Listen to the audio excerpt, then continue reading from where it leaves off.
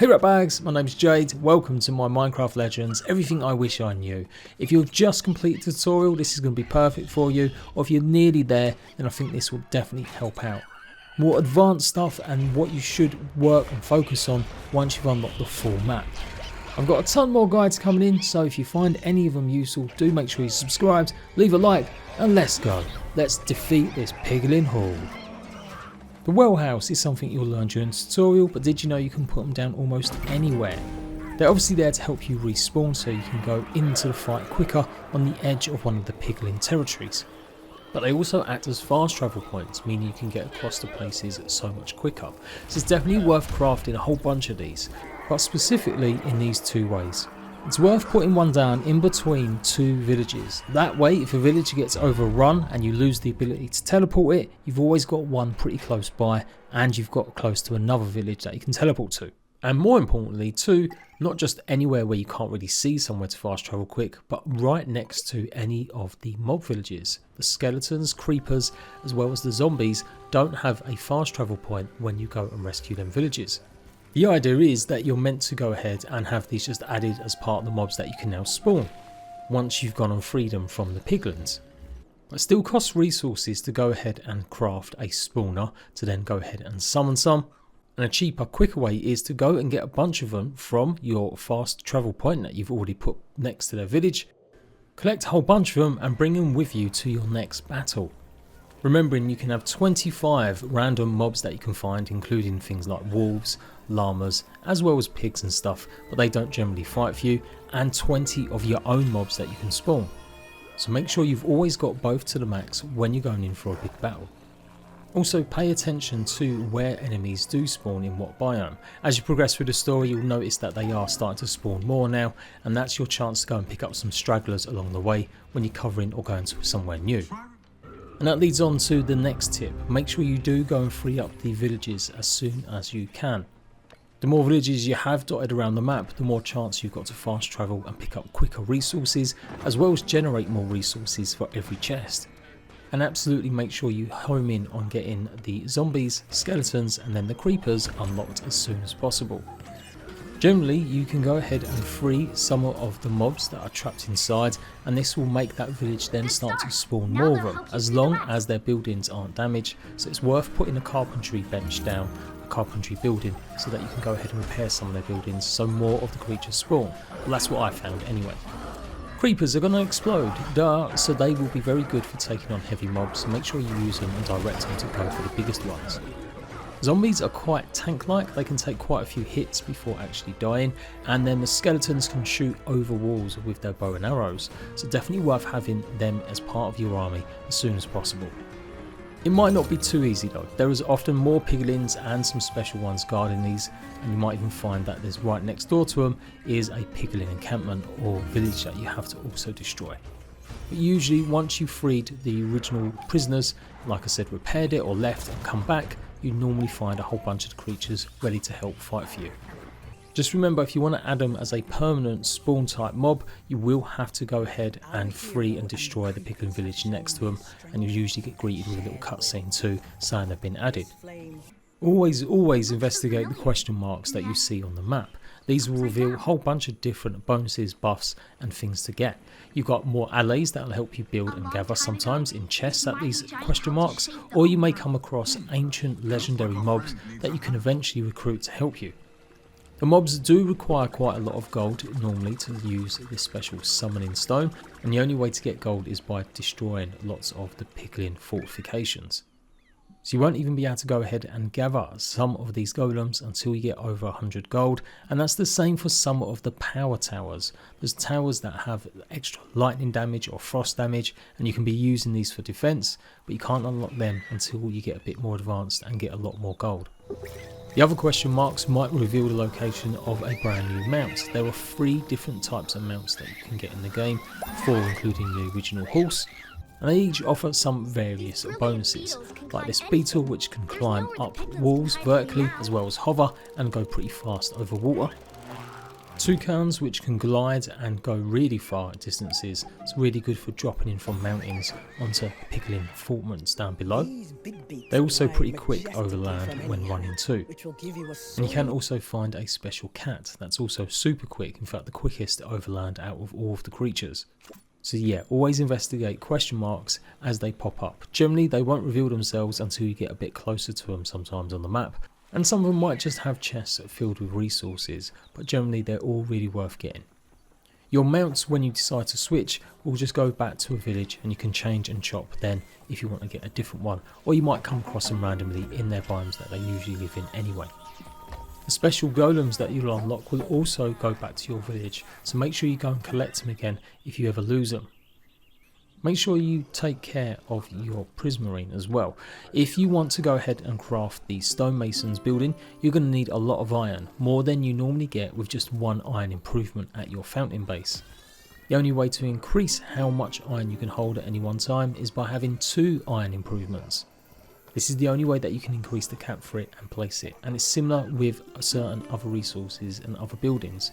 That said, you will eventually unlock more improvements that will naturally increase the cap rate without having to place down 2 of these. But iron does seem to be the one that's kind of left out considering all the other resources. And it's pretty obvious, but make sure you've got at least one of every kind of improvement down. That way you can grab resources on the fly instead of having to come all the way back to the fountain base to dismantle one and then place another. The exception to that of course is early in the game when you don't have as much prismarine. Don't be also scared to go ahead and craft what you want, go and gather the resources, then dismantle it and set it up for another one so your allies can gather that resource. One of the early ones that you might want to get is sharing all of the chests from your villages, especially if you have gone to the effort of going to every single village and liberating and rescuing them. Each village has more certain resources than others, so it's well worth linking them all together, so make sure you put one of them crafting improvements down. So soon you're able to craft one of each, and also keep an eye on an item. If it needs more than your cap allows, make sure you place 2 down, or see if there is indeed an upgraded version. Once you've made the Nether Knight pretty much disappear and you've unlocked the full game, it might seem a bit daunting. The map is filled with all sorts of icons, bases and more piglin forts to go and take on. Really do pay attention to the size of the piglin fortress you're about to try. If they're small, they're more than likely easier to take on, and then it goes to medium and then large. Effectively you're doing them in stages as they're all pretty close to each other too. But don't try banging your head against a Minecraft block trying to take on too much too soon. You'll just waste a whole ton of resources and time trying to defeat one of the larger settlements, when instead you should be focusing on the smaller ones so you can unlock more gold, get more resources and have more better mobs and unlock new gathering technology. You should be able to take on the small and maybe some of the medium outposts that you'll come across, but the large ones really are a bit more of a challenge. In fact, it usually pops up with a warning telling you that you're not ready or you're not at this level yet. Some top tips though: try and thin out all of the structures around, and that will definitely make things a bit easier, especially the spawners of more piglins. But this can take a huge amount of time getting all of your golems to attack and do a lot of damage to take these out. Of course, it makes sense to go and take out arrow towers and much more to reduce the amount of damage you and your mobs are going to take. But quite a few designs of the fortresses pretty much make it a lot of them can't actually hit you anyway because you're hidden behind walls or you're on the other side. So it's always worth at least one kamikaze run to see how close you can get to the Nether portal. Once you're on it, you can fend off hopefully some of the piglins while your guys get to work. And of course take down the Nether portal and you've pretty much won over that fort. As said, some of the forts are going to be too hard to fight, especially the ones where you have to take down specifically certain towers to unlock a shield that is protecting the Nether portal. But everything else, it's worth at least one run in with a bunch of your golems and see how close you can get, unless you get absolutely swarmed and swamped by the piglins. If you've gone and unlocked every village, then there is a chance obviously of more attacks coming to each one of them. Some of the sieges that you'll be involved with really will take up all your time, but you never lose progress. So if you're taking on a Nether portal but you want to get back to defend a village at night time, you don't have to worry about the Nether portal healing. The flip side of that is villages are perfectly fine if you lose one. If you didn't bother setting up enough defences and the village has been taken over, then you simply have to kill all the piglins that remain and then unlock the prisoners once more. Place a carpentry building down to repair the fountain and you'll be able to teleport back. And that's really the only loss, is the teleportation. With so many other villages hopefully up and running, you'll be getting plenty of resources from them all. So basically, don't panic and don't rush to defend every village that's under attack at night time. Especially if you're so close to maybe taking on and finishing off a piglin fortress. If you haven't unlocked the shared chest feature, then do remember to visit every single village to gather the resources. If you're already capped, then the resources simply stay in the chest until you've increased the cap later on, or you've gone ahead and used them up. Once you've got through the tutorial and you are building defences, try and use some of the arrow towers and the other ones that you can get and use them as walls. It does take up a few more resources, but it's really good to have at least some of these obviously on each corner, or like I said, blocking off certain places where you have maybe 3 or 4 in one go. You can try funneling enemies in and even make them go up ramps and bridges that you've built, but sometimes they do go and look for some of the weak spots on the other side. Especially when you're defending villages, obviously they will spawn from different directions. With a decent mob and lots of walls around, you should be good to go to defend easily one night. But the attacks on the villages start to get a bit harder as you progress as well, so make sure you put as many of the towers down as you can. If you've put down any of your spawners at villages, don't ever dismantle them. You can get your resources back, but often some of the stuff that you get back will probably be maxed out in terms of either stone or wood. You're better off just leaving them, because you will have to probably come back to this village eventually and defend it. Also, be careful when constructing anything new and then decide to dismantle it or remove it before it's finished, as you can lose a ton of resources. It doesn't always give them back to you if it's not finished complete being built yet. That works the same for being attacked by enemies. If you put a construction down before it's been built, then the enemies can still go ahead and start attacking it and you'll lose all them resources. Pretty obvious one, but while your mobs are taking care of business, you make sure you go and free any of the other mobs that are held prisoner, as you can then use them to go in for the attack. Getting the blend of what mobs to take is important, and of course they've all got descriptions about what they're best used for. When you're defending, you definitely want more of the creatures and mobs that can fire arrows and do range damage, so things like the plank holders. And when you're going in on the attack, you definitely want more of the golems, specifically the regular ones. These are the guys that are going to destroy the nether portal as well as any of the other fortress buildings. The grindstone mobs are actually better for taking on enemies, as they can stun some of the larger ones, and that means some of your other mobs can either hit them or you can help finish them off.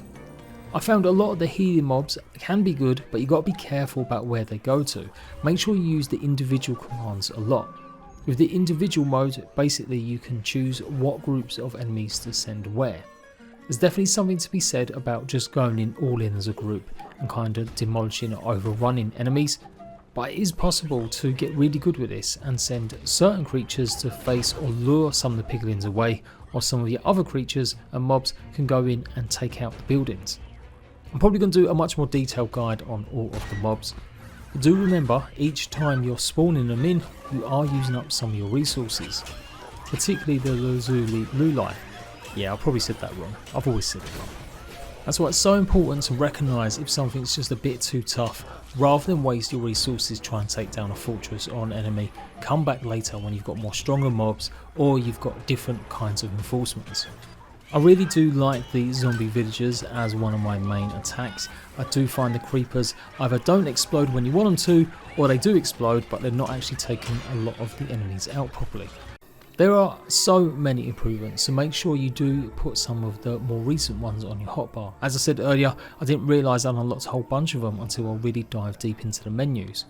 Apart from the attacks that come regularly at night time on one of your villages, you don't have to panic or feel too rushed though. So take a breather and go through and read properly the descriptions. That sounds pretty boring, I know, but so many of them you don't really understand what they do until you really take the time, and also make sure you've got the resources, or you can get the resources to craft them. Particularly you want to aim for ones that also increase how many mobs you can hold or have.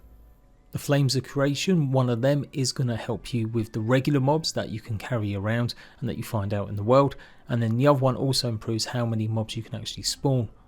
These also cost a lot less gold than trying to get some of the power towers or even some of the other big legendary mobs. Also avoid things like the Q on Netherrack. I haven't really found a use for it as of yet that really made it important.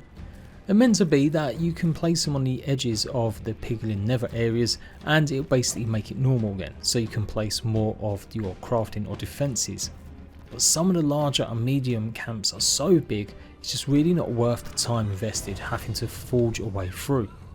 Also pay attention to the actual quests. Each one of the small, medium and large fortifications is part of one faction of the piglins.